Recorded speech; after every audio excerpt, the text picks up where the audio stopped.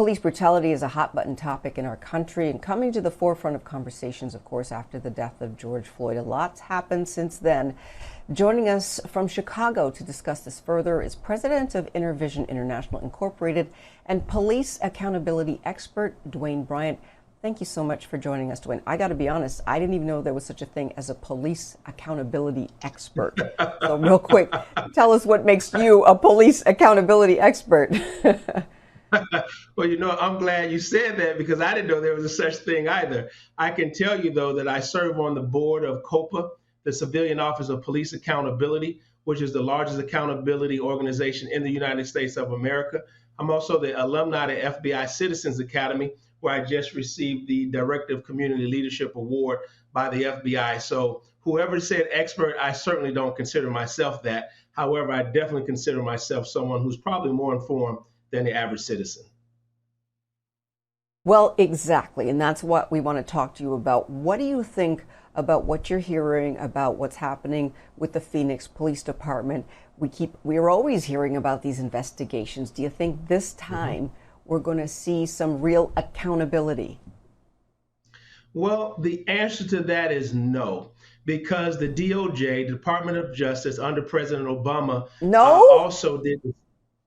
No, not at all. Department of Justice under President Obama went out and they actually saw Chicago Police Department, Baltimore, Ferguson. Now we have Minneapolis. Now we have Phoenix. And what they find is the same thing they're going to find, what they found in Chicago, that the police department has a pattern and practice of using force, sometimes deadly force against citizens, violating citizens' constitutional rights, that they are inadequately trained, they lack guidance, they fail to follow protocol. Those are the same exact things that they found with police departments in Chicago and other places as well. However, when we look at Laquan McDonald, those things continue to happen because it's really about leadership and accountability.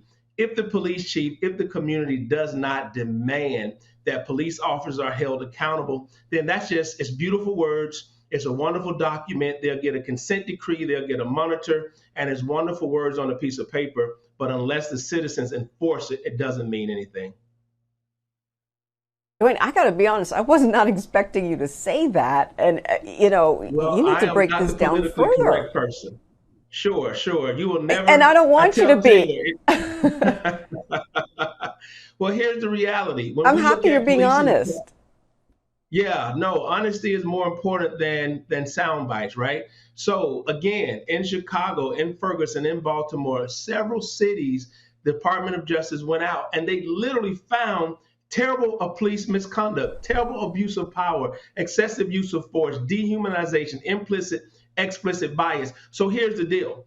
You cannot legislate someone's heart. You cannot legislate the way someone feels about someone. So when you dehumanize an individual, you see what you just saw in Texas. How is it that a grown man, 3 or 4 of them, will beat a woman, kick, and that makes no sense. So you can have all the policies in the world. What you have to do is you have to fire people.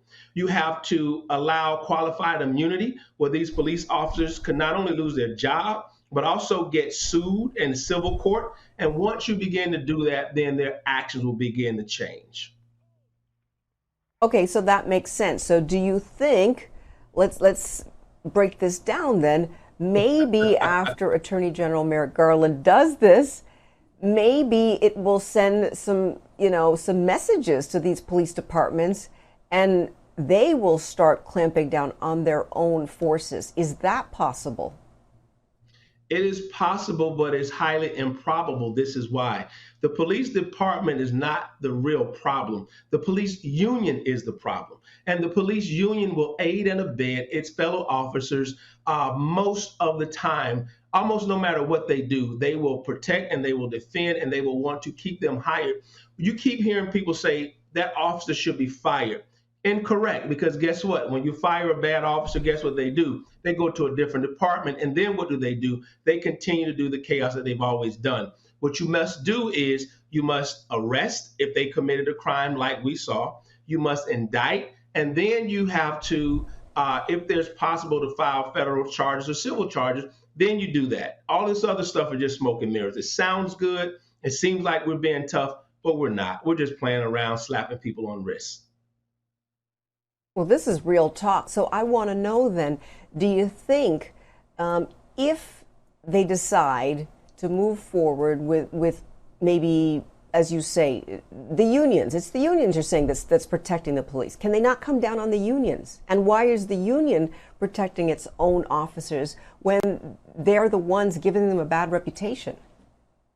Sure, that makes a lot of sense. But if you look at unions across the country, whether it's teachers union, police union, or whatever, unions usually are there to keep their people in place unless there's something just totally egregious where you cannot back this particular individual up. I think the union should have a higher standard. When you have the right to take someone's life and to take someone's liberty, you don't get the reasonable benefit of the doubt. You have to be trained. You have to go through verbal judo. You have to understand dehumanization. You have to understand de-escalation tactics. You have to understand mental illness. And when we look at the lady in that particular case, okay, she did hit the officer, right? So that's what they're going to say, that this woman assaulted them. She had battery against them. However, come on, she's a tiny woman. She can't hurt those guys. They can't use that as a defense. This woman she wasn't that tiny now. I told you I'm not politically correct. She was not that tiny. She could have caused some harm. Well, they definitely could use more force. They could use more force, though, on her. The force they used was completely unnecessary. When I look at a man kicking a woman in her stomach and in her knees and beating, he would not treat a dog that way. I guarantee you, he would not treat a dog that way. So that's why we're talking about dehumanization. You can have all this legislation, but if I dehumanize you, and according to the FBI, many neo-Nazis and white supremacists have infiltrated law enforcement across the country. So if I'm one of those people, I don't deserve a job on law enforcement. Yeah, the video was disturbing, and we apologize to our viewers. We should have warned you ahead of time. It is a little bit graphic. Before we leave you, you've written this book called The Stop: Improving Police and Community Relations. Has anybody at the top read it, and is anybody taking your advice? Well, it depends on how far at the top you go. I highly doubt the people at the top in terms of the president, et cetera. However, U.S. Congressman Danny Davis, Secretary of State of Illinois, have endorsed the book.